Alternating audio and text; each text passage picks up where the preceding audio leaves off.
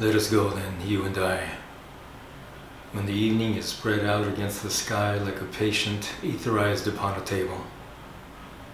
Let us go through certain half-deserted streets, the muttering retreats of restless nights in one-night cheap hotels and sawdust restaurants with oyster shells. Streets that follow like a tedious argument of insidious intent to lead you to an overwhelming question. Oh, do not ask what is it. Let us go and make our visit. In the room, the women come and go, talking of Michelangelo.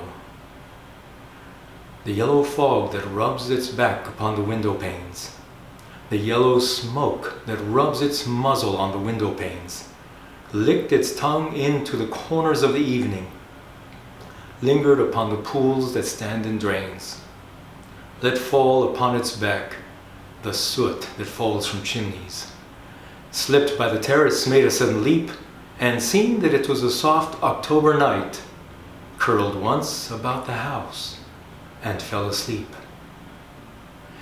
And indeed there will be time for the yellow smoke that slides along the street, rubbing its back upon the window panes.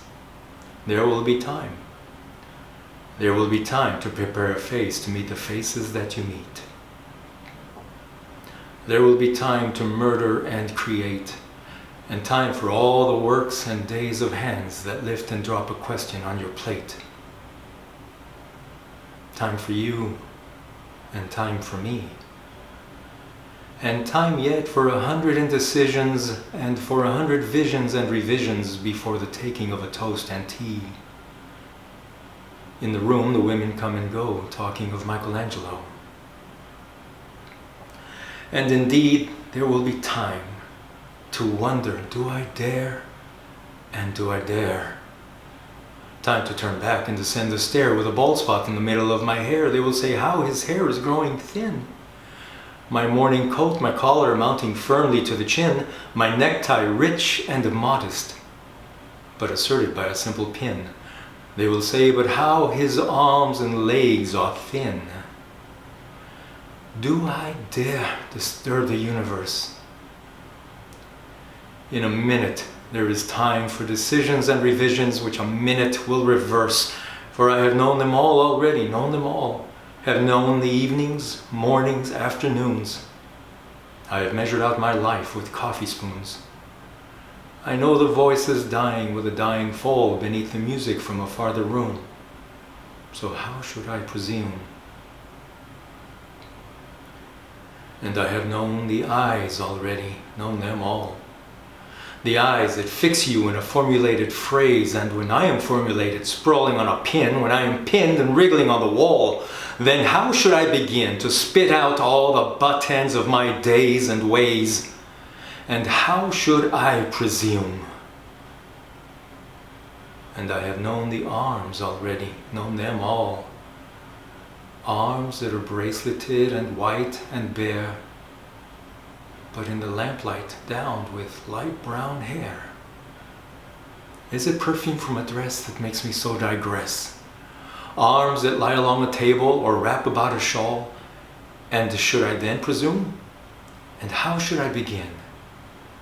Shall I say I have gone at dusk through narrow streets and watched the smoke that rises from the pipes of lonely men in shirt sleeves leaning out of windows? I should have been a pair of ragged claws scuttling across the floors of silent seas. And the afternoon, the evening, sleeps so peacefully, smoothed by long fingers, asleep, tired, or it malingers, stretched on the floor here beside you and me.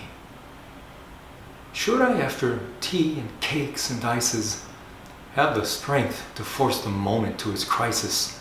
But though I have wept and fasted, wept and prayed, though I have seen my head grown slightly bald, brought in upon a platter, I am no prophet, and here's no great matter. I have seen the moment of my greatness flicker, and I have seen the eternal footman hold my coat and snicker. And in short, I was afraid.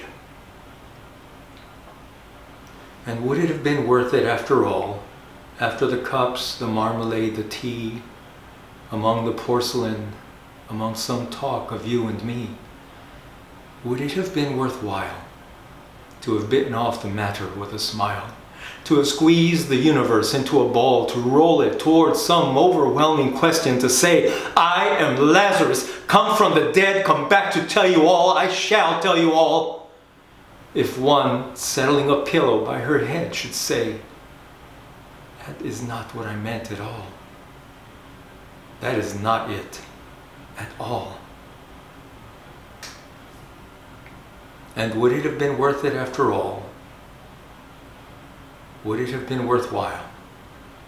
After the sunsets and the dooryards and the sprinkled streets, after the novels, after the teacups, after the skirts that trail along the floor, and this and so much more, would it have been worthwhile if one, settling a pillow or throwing off a shawl and turning toward the window, should say, that is not it at all.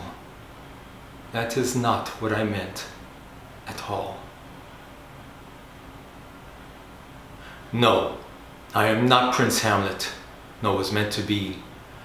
I'm an attendant lord, one that will do to swell a progress, start a scene or two, advise the prince, no doubt, an easy tool, deferential, glad to be of use, politic, cautious, and meticulous, full of high sentence, but a bit obtuse, almost indeed at times ridiculous, almost at times the fool. I grow old. I grow old. I shall wear the bottoms of my trousers rolled. Shall I part my hair behind? Do I dare to eat a peach? I shall wear white flannel trousers and walk upon the beach. I have heard the mermaids singing each to each. I do not think that they will sing to me. I have seen them riding seaward on the waves, combing the white hair of the waves blown back when the wind blows the water white and black. We have lingered in the chambers of the sea, by sea-girls wreathed with seaweed red and brown, till human voices wake us and we drown.